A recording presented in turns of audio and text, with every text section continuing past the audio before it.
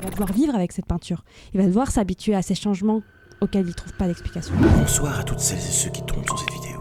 Il s'agit d'un extrait de nos histoires fripantes, que vous pouvez retrouver en live sur notre chaîne Twitch. D'ici là, bonne rediffusion. Franck, c'est un gars, donc, comme je te l'ai dit tout à l'heure, qui habite à Prague. Mais il nous raconte une histoire maintenant, en 2024. Mais son histoire commence en 2014, donc il y a 10 ans. Il n'habite pas à Prague même à ce moment-là, il habite dans la banlieue, donc un peu la campagne, tout ça. Et un jour, il est en soirée avec ses potes dans un bar. Comme on l'a dit, Prague, c'est vraiment une ville où il y a plein de fêtes et tout. Et il rencontre Daphné. Daphné, c'est une jeune femme américaine qui fait 1 an de voyage en Europe. Elle est à Prague, c'est le coup de foudre. Ils s'embrassent. Passent leur nuit ensemble. Daphné, normalement, elle est censée partir en Hongrie après, une semaine plus tard. Elle part pas. Elle décide de rester à Prague pour être avec Franck. Trop mignon. Ah oui.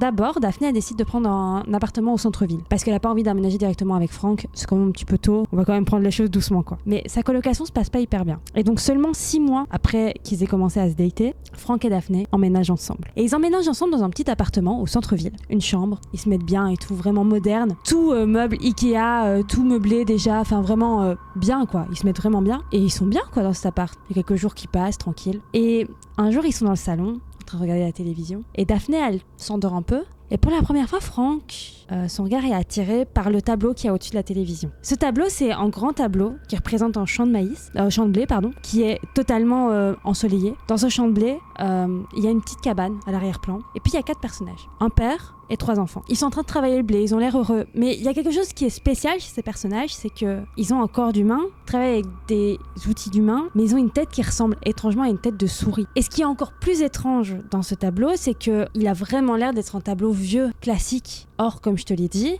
tout l'appartement c'est hyper moderne. C'est un peu bizarre et Franck il se retrouve à regarder ce tableau. Mais Daphné elle finit par se réveiller et décide d'aller au lit ensemble et ils se posent pas plus de questions ce soir-là. Mais les jours passent.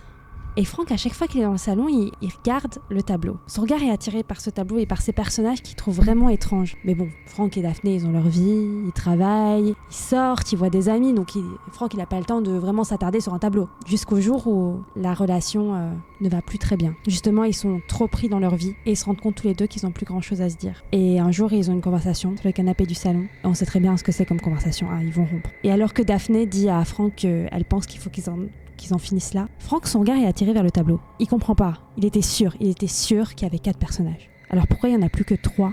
Et Daphné, elle est en train de lui parler. Et Franck, il dit attends, il y avait pas 4 personnages sur le tableau ? Et Daphné, elle est là, mais avec quoi il vient lui ? Je suis en train de rompre avec lui et le gars, il me parle d'un tableau, tu vois. Et Daphné, elle dit quoi ? Non, j'ai jamais remarqué. Et elle continue à parler. Ils continuent leur conversation. Ils décident de rompre.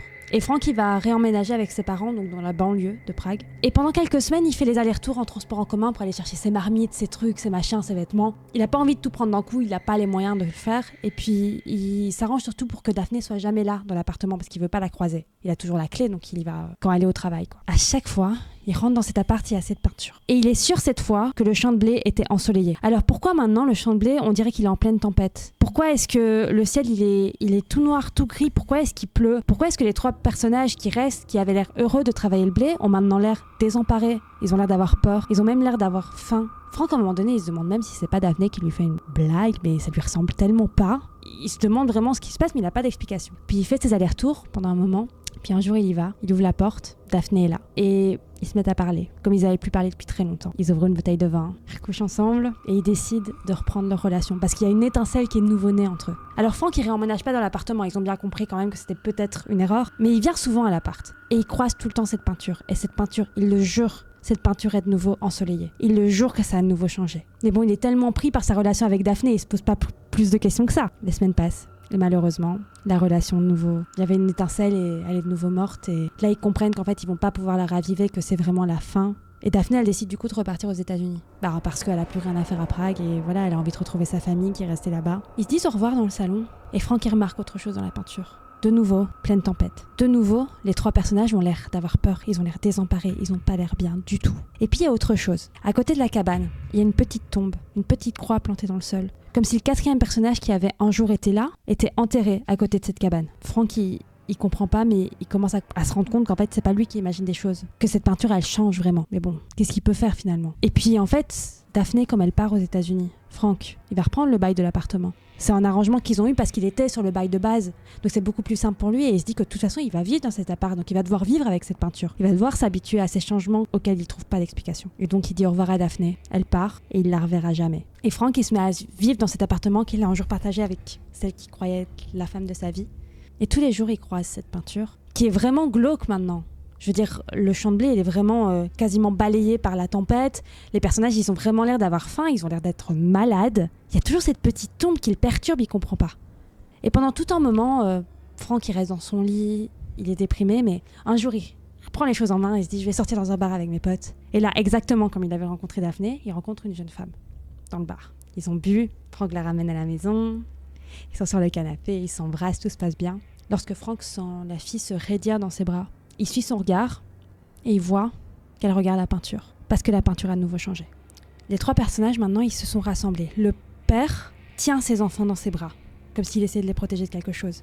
Et ils sont retournés droit vers Franck. Ils regardent Franck, comme s'ils suppliaient Franck de les aider, de faire quelque chose. Ils ont l'air malades, ils ont l'air d'avoir faim, ils ont l'air affamés. Toutes les récoltes de blé sont en train de partir, en fait. Et la fille, elle regarde cette peinture, elle comprend pas, c'est hyper glauque. Et donc Franck, ce qu'il fait, c'est qu'il se lève, il décroche la peinture du mur, il la met face contre le mur, pour plus la voir, pour plus que la fille ait peur. Mais bon, la magie, elle est brisée à ce moment-là. Voilà. La fille, elle n'a plus envie de rien, elle décide de rentrer chez elle. Franck la raccompagne à la porte. Et à ce moment-là, il décide qu'il faut qu'il se débarrasse de ce truc-là. Il y a un truc qui va pas avec cette peinture. Et donc il la prend, il décide de la mettre dans la voiture pour l'amener à la déchetterie. Mais une fois arrivé là-bas, impossible de s'en séparer. Il sait pas pourquoi, il a l'impression que ces personnages ont besoin de lui, qu'il peut pas s'en séparer. Et donc il va revenir à l'appartement avec cette peinture qui semble maudite, mais il la raccroche pas au mur, il est pas complètement fou. Il la met face contre un mur dans un coin pour être sûr de plus la voir. Puis il va au lit parce que il a quand même passé une nuit un petit peu compliquée. Et là il fait des cauchemars. Il est dans le champ avec les personnages, ces espèces d'hommes souris. Et le père, il lui parle en une langue que Franck comprend pas. Et il supplie. Il a l'air de le supplier de les aider. Ils ont l'air d'avoir tellement faim, ils ont l'air d'être tellement malades. Mais Franck, il peut rien faire. Il les comprend pas. Il se réveille en sueur, plusieurs heures plus tard, et il se promet de ne plus jamais regarder cette peinture. Ne plus jamais poser les yeux sur cette peinture. Il va la laisser dans son coin. Il va pas s'en débarrasser, mais il la regardera plus jamais. Et le temps passe. Les jours, les semaines, les mois. Franck, il en vient quasiment à oublier cette peinture. Jusqu'à ce qu'il rencontre une autre fille, Michaela. Et ça se passe tellement bien avec Michaela. Et très vite, elle emménage avec Franck.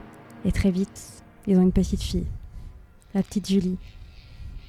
Et ils sont tellement heureux, mais jamais Franck ne leur a parlé de la peinture. Elle est vraiment cachée dans un coin, donc Michaela et Julie, elles y touchent pas, quoi. Puis les années passent. La petite Julie a 5 ans. Et Michaela et Franck, ils décident que élever la petite au centre-ville, ils en ont plus trop envie. Ils ont envie plus d'aller dans la campagne, en banlieue, là d'où vient Franck finalement. Et donc, ils décident de déménager. Et Franck, il prend la peinture avec lui.